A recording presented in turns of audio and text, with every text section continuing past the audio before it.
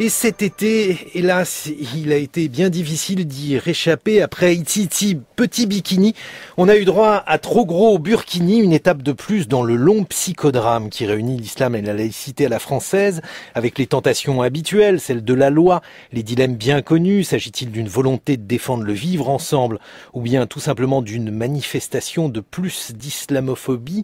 Pour tenter d'y voir clair, nous sommes en compagnie d'un jeune philosophe, Michael Fessel. Bonjour. Michael Fessel, vous êtes professeur de philosophie à l'école polytechnique.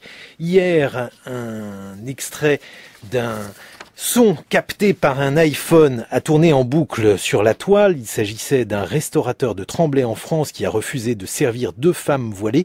J'ajoute que ce restaurateur, après le bruit causé par cet enregistrement, a présenté ses excuses. Madame, les terroristes sont musulmans et tous les musulmans sont terroristes. Voilà, cette phrase-là veut tout dire. Très bien. Analysez-la et voilà. J'ai pas besoin d'analyser des bêtises. Voilà. Hein, on a fait les curés il n'y a pas longtemps. Et je suis dans un pays laïque et j'ai le droit d'avoir une opinion. Et des gens comme vous, j'en peux pas chez moi. Point barre. D'accord. Voilà. Ça mérite d'être clair. Ça l'est. Voilà. Ça, pour être clair, ça l'est, monsieur. Voilà. Alors vous, je vous imposez ici, c'est pas clair. Sortez. Cet enregistrement, Michael Fessel, est-il révélateur du climat qui règne aujourd'hui dans le pays ? C'est à craindre, et on y retrouve en tous les cas un certain nombre des thèmes qui ont été employés d'abord du point de vue républicain, qui ensuite ont peu à peu dérivé, en particulier lorsque ce monsieur prend pour argument d'être dans un pays laïque et de ce point de vue de se sentir en droit d'exclure, j'imagine, de ce qu'on appelle aujourd'hui un espace public, un restaurant des femmes sous prétexte qu'elles y arrivent voilées. On voit bien que ce débat public centré sur la peur de l'autre, évidemment, et sur l'humiliation, il faut bien le dire aussi, d'un certain nombre de personnes, finit au nom des valeurs de la République par produire des effets de rejet qui sont extrêmement préoccupants. Ce qui, en même temps, me fait réagir, ça fait maintenant 1 mois que la France se passionne pour cette question de Burkini. Ce qui me fait réagir d'abord, je dirais, c'est presque le mot, le caractère un peu dérisoire du mot. Je ne sais pas si ça a été souvent noté cela, et je ne sais pas d'ailleurs qui a eu cette idée un peu saugrenue de faire cette contraction entre la burqa et le burkini, mais j'ai presque envie de dire de renverser la fameuse phrase de Marx. Si vous voulez, Marx avait dit les choses se répètent toujours 2 fois dans l'histoire, une première fois comme tragédie, une seconde fois comme comédie, et là on a plutôt l'impression qu'elle se répète une première fois comme comédie et ensuite comme tragédie. Je rappelle qu'en France, il y a une 50aine d'années, la dernière fois que la question de la police des vêtements se posait, c'était dans le cadre d'une comédie. Je crois que c'était le gendarme de Saint-Tropez qui chassait les nudistes sur les plages du Sud-Est. Et aujourd'hui, c'était une farce et ça n'avait pas lieu d'être autre chose. Aujourd'hui, on voit cette question de la police des vêtements, cette réflexion, si j'ose dire, sur la manière dont il faut se comporter sur la plage. La question aussi de savoir si la laïcité est un principe qui doit s'appliquer au bord de mer, ressurgir dans un cadre qui est tout de même un cadre très préoccupant du fait même de l'intensité, on vient de l'entendre, que cela peut produire, de la violence que cela peut produire dans le débat public. Vous parlez de farce. Est-ce que vous pensez qu'on a consacré trop de temps à ce thème lorsque vous dites la France, lorsqu'on parle d'opinion publique? S'agit-il d'une construction médiatique comme cela a été dit, ou bien est-ce révélateur, là encore, d'un hiatus dans le pays, ou en tout cas d'un clivage entre ceux qui ont une conception ouverte de la laïcité, d'autres qui auraient une conception plus restrictive? Alors, l'espèce, ce ne sont pas tellement les médias que j'incriminerais, mais un certain nombre de maires qui ont décidé de porter cette affaire, disons, au plus haut point, au plus haut point même, je dirais, de la justice administrative, puisque le Conseil d'État a dû, pour le meilleur d'ailleurs à mes yeux, mais enfin, il a dû tout de même se réunir pour pas légiférer d'ailleurs, mais pour rendre un arrêté sur cette question hautement fondamentale dans la France d'aujourd'hui, du burkini. Il est clair qu'il y a tout un contexte, tout le monde l'a bien compris, un contexte lié au terrorisme qui facilite, je dirais, un certain nombre de transitions dont le restaurateur qu'on a entendu a donné la caricature, cette espèce de syllogisme incroyable. Vous êtes musulmane, tous les musulmans sont terroristes, donc vous êtes terroriste. Et de ce point de vue-là, Je crois que le concept de laïcité, il y a deux notions finalement qui sont requises dans ces questions-là, la laïcité et l'ordre public. Mais le concept de laïcité, évidemment, c'est pas la première fois que ça arrive, mais là ça a éclaté au grand jour, a subi une transformation absolument capitale. J'en veux pour preuve que dans l'arrêté de Villeneuve-Loubet, qui a été donc censuré par le Conseil d'État, il était noté, je cite, il faut sur la plage une tenue correcte, respectueuse des bonnes mœurs et du principe de laïcité. Alors déjà le retour de la notion de bonnes mœurs pourrait sembler un petit peu préoccupant, d'autant plus qu'une fois de plus, il faut le noter, c'est toujours sur le corps de la femme que l'on légifère pour la question des mœurs, et puis surtout cette espèce d'équivalence entre les bonnes mœurs et la laïcité, comme si la laïcité était un principe de mœurs. La laïcité, c'est un principe juridique qui s'applique à l'État, et par conséquent au lieu public entendu au sens, disons, lieu administratif. Mais la laïcité est de plus en plus devenue, non seulement lors de ce mois d'août, mais c'est le cas depuis de nombreuses années, un principe disciplinaire, c'est-à-dire un principe par lequel on entend contraindre le corps des individus, en l'espèce ici des femmes, dans l'espace public. Et de ce point de vue-là, je crois que il y a non seulement une confusion, mais évidemment des instrumentalisations politiques de part et d'autre qui sont tout à fait regrettable. Alors aujourd'hui, effectivement, le burkini n'est plus seulement un costume de bain, c'est devenu un objet politique. Écoutez Nicolas Sarkozy dans son discours à Château-Renard le 25 août 2016. Il a proclamé le refus donc du burkini et son soutien aux maires qui l'ont interdit. Je refuse le burkini sur les plages de France et dans les piscines de France. Je soutiens sans réserve les maires, de droite comme de gauche, qui pour préserver l'ordre public l'ont interdit. Prenons garde, mes chers amis, à ce qui s'est passé en Corse ne finisse pas par arriver sur le continent. La fermeté de la République est aujourd'hui testée par des provocations militantes et politiques. La République doit être ferme. Je demande une loi d'interdiction sur tout le territoire de la République. Alors voilà effectivement l'un des arguments évoqués, Mickaël Fessel, l'idée selon laquelle le burkini serait en réalité un signe politique, il s'agit d'une provocation, et donc qu'il ne faudrait pas l'assimiler à un vêtement anodin ou un signe de mode. Qu'en pensez-vous ? C'est sans doute un signe religieux, c'est incontestable.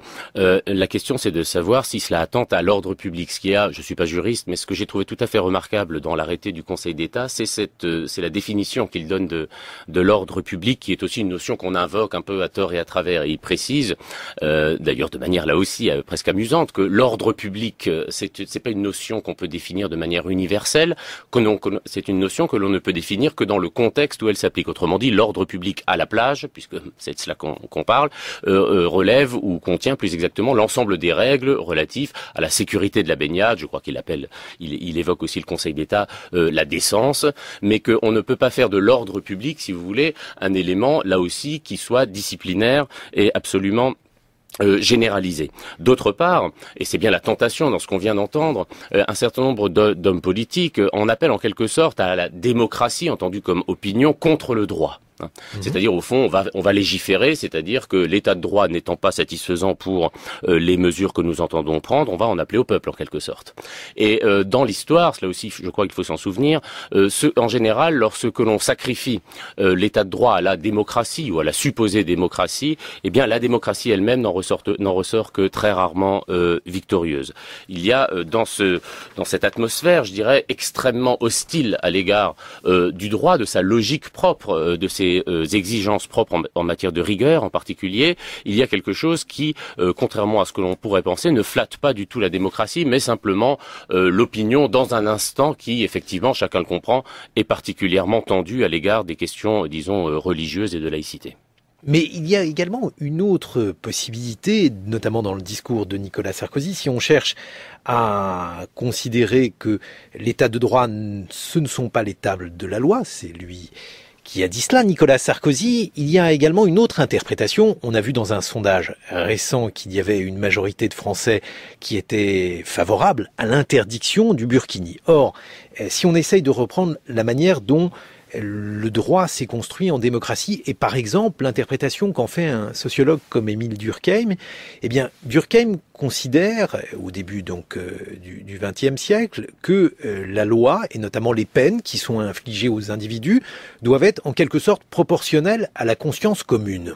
Est-ce qu'il ne faut pas considérer que le burkini choquant la conscience commune, eh bien, il faut légiférer à ce sujet, Michael Fossel? Alors là, la phrase que j'ai entendue la plus pertinente concernant ces histoires de burkini, et en l'occurrence plutôt de burqa, elle émane de Thomas de Maizière, qui est le ministre allemand de l'Intérieur et qui est plus membre du Parti conservateur. Ça fait 3 bonnes raisons, enfin 2, je laisse le côté allemand, 2 bonnes raisons de ne pas être suspect d'être un libertaire absolu et dangereux. C'est qu'il a dit on ne peut pas interdire tout ce que l'on rejette. Et il a, de ce point de vue-là, marqué ce qui me semble absolument fondamental, c'est-à-dire la différence entre le droit et la morale, ou la manière dont nous avons spontanément d'évaluer ce que nous voyons. À titre personnel, je ne suis pas ravi, et même parfois, peut-être éventuellement, en tout cas beaucoup de Français le sont, particulièrement choqués de voir des femmes qui sont recouvertes de pieds en cap. Bon. Mais cela étant, la question qui se pose, c'est de savoir s'il faut introduire dans le droit tous nos refus, voire tous nos dégoûts, voire tous nos malaises. Si la société, évidemment, et c'est cela le mésusage du concept de démocratie, parce que heureusement la démocratie ne s'arrête pas simplement à nos opinions ou à nos évaluations quotidiennes. Mais si la société française décide de mettre le doigt dans l'engrenage, qui consiste au fond à légiférer sur ce qui majoritairement, même si c'est majoritaire, constitue un rejet, évidemment, la chose deviendra d'autant plus difficile que cela impliquera une remise en cause même de la Constitution et pas seulement du droit. Alors ça ne veut pas dire que la démocratie Un peuple libre peut modifier sa Constitution. On peut modifier certes sa Constitution, mais encore faut-il essayer de le faire avec prudence et pas à l'occasion, je dirais, d'un contexte qui, de toute façon, ne peut être que défavorable à une partie de la population. J'ajoute que la démocratie n'est pas, et cette fois-ci je parle de la démocratie, pas seulement du droit, n'est pas non plus totalement démunie. Parce que, évidemment, il ne s'agit pas de rester passif face à des phénomènes comme la radicalisation, j'emploie ce terme, je ne l'aime pas beaucoup, mais je n'en vois pas d'autres, à la radicalisation d'une partie de la population, d'ailleurs musulmane ou non musulmane. Eh bien, ces moyens que la démocratie utilise, en principe, c'est le conflit en termes d'idées, j'entends, un conflit raisonnable, c'est la pédagogie, c'est l'éducation, et ce n'est pas nécessairement l'interdiction qui, de toutes les manières, produit des effets qui sont bien souvent contraires à ceux que l'on prétend vouloir atteindre. J'ai un autre parallèle à vous soumettre, il peut être largement discutable, et d'ailleurs vous le discuterez probablement, Michael Fossel. On a considéré, par exemple, que ce qui choquait la conscience commune, c'était la prostitution. Et la prostitution, en France, par un artifice de loi, en pénalisant les clients, a été, ou en tout cas on tente, de l'abolir. Or, on considère que l'un des problèmes posés par le burkini, c'est qu'il représente la sujétion de la femme. Est-ce que du coup, puisque nous avons interdit la prostitution, puisque nous tentons de le faire, toujours parce qu'elle est considérée comme quelque chose d'insupportable, y compris pour des personnes qui sont volontaires peut-être pour exercer ce métier, est-ce qu'on ne pourrait pas tenter quelque chose de ce type avec le burkini ? Alors, il se trouve que j'étais pas du tout favorable non plus à l'interdiction de la prostitution, en tout cas dans les termes où elle a été présentée, en ce sens que là aussi, là encore, même si c'est au nom de l'égalité entre l'homme et la femme, c'est le corps de la femme qui, de manière, je dirais en tout cas majoritaire, devient l'objet des discussions des hommes en général, souvent d'ailleurs. Évidemment, la question, le parallèle peut être poussé sur un point, qui est la question de savoir si ces femmes sont volontaires ou pas. Dans le cas où elles ne le sont pas, où elles ne le seraient pas, que ce soit pour la prostitution, pour le port d'une tenue religieuse, eh bien, il y a dans le dispositif légal, je dirais déjà existant, à droit constant, comme on dit, largement de quoi, évidemment, aider ces personnes. Maintenant, dans le cas où elles le sont, certaines le sont, même si c'est quelque chose qui, là aussi, à titre personnel, pour ce qui concerne la prostitution, peut évoquer chez les gens toute une série de rejets, de dégoûts moraux. La question reste tout de même ouverte de savoir si l'État doit régler par la loi la question de l'unité sociale et de sa diversité. Parce que vous citiez Durkheim, mais Durkheim avait quand même, c'est un sociologue, c'est-à-dire qu'il cherchait les logiques immanentes à la société, sans vouloir ou sans rêver et sans fantasmer, ce qui d'ailleurs dans l'histoire s'est révélé en général extrêmement dangereux, une société qui serait intégralement formés, constitués, on pourrait même dire d'une certaine manière régimentés par l'État. Mais oui, mais ce qui est intéressant justement chez Durkheim, qui est un sociologue, il faut rappeler que les sociologues républicains au XIXe siècle, ou des gens comme Littré, par exemple celui du dictionnaire, sont des savants qui ont constitué la République, et pour eux, la morale, c'est ce qui rendait la société homogène, parce qu'il fallait que la société soit solidement constituée par des individus qui avaient un socle commun étroit. Est-ce que justement, cette nouvelle morale, là aussi je cherche à vous titiller, Michael Fossel, elle ne consisterait pas à considérer qu'un certain nombre de vêtements, d'objets peuvent séparer les hommes et qu'il nous faut aujourd'hui nous rassembler en abandonnant un certain nombre de ces vêtements? Oui, mais Durkheim pensait à la fois que la société devait ou reposait sur une morale, mais une morale qui était tout de même une morale fondée, enfin liée en tous les cas à l'individualisme. Autrement dit, il n'y avait pas dans son esprit l'idée de reconstituer un paradigme qui est d'ailleurs beaucoup plus religieux au sens, que moral, c'est-à-dire de mettre en lieu et place, disons, des principes républicains, un certain nombre de valeurs qui s'imposeraient à la conduite des hommes. Moi, je suis extrêmement préoccupé, c'est le moins qu'on puisse dire, par le devenir valeur des principes, parce que dans valeur j'entends évaluation, et je reviens un peu à l'idée que j'évoquais tout à l'heure. Nous évaluons tous quotidiennement et en permanence ce que nous voyons. Moult fois nous sommes choqués par ce que nous voyons. Faut-il en déduire qu'il faut une loi pour en quelque sorte nous éviter d'être confrontés à l'altérité choquante? J'en doute. Dans l'un de vos livres, Michael Fossel, État de vigilance, qui vient d'être publié en poche essai, vous écrivez « La banalité sécuritaire se vérifie d'abord dans la routinisation des mesures qui ne cessent de restreindre les marges de liberté des citoyens ». L'épisode du Burkini arrive après l'attentat de Nice. Est-ce que finalement, ça n'est pas justement l'une des preuves de ce que vous annoncez dans votre livre ? L'une des questions que pose ce livre, c'est effectivement de savoir non pas simplement pourquoi il entre dans les politiques ou le désir politique de multiplier ce nombre de lois, disons, répressives, ça on peut le comprendre assez facilement, mais pourquoi est-ce que cette demande sécuritaire rencontre effectivement dans l'opinion des échos en général, un écho généralement positif. Alors il y a plusieurs hypothèses qui sont invoquées. Celle que je voudrais citer, c'est qu'évidemment, c'est qu'à mes yeux, la sécurité, c'est ce que l'on offre lorsqu'il n'y a plus rien à offrir, en quelque sorte, et que c'est sur le fond, tout de même, et ça date pas d'aujourd'hui, ni même du terrorisme, c'est parce que l'État ou le politique en général a renoncé, en quelque sorte, à un certain nombre de promesses en matière, disons, en particulier économique et sociale, que la sécurité s'est imposée comme une sorte de substitut dans la promesse faite aux électeurs, et que, pour le pire, à mon sens, ce substitut a souvent été adopté comme suffisant. On vous retrouve, Michael Fossel, à 8h15. Vous serez rejoint par Anastasia Colosimo, qui est également philosophe. Elle a publié Les bûchers de la liberté.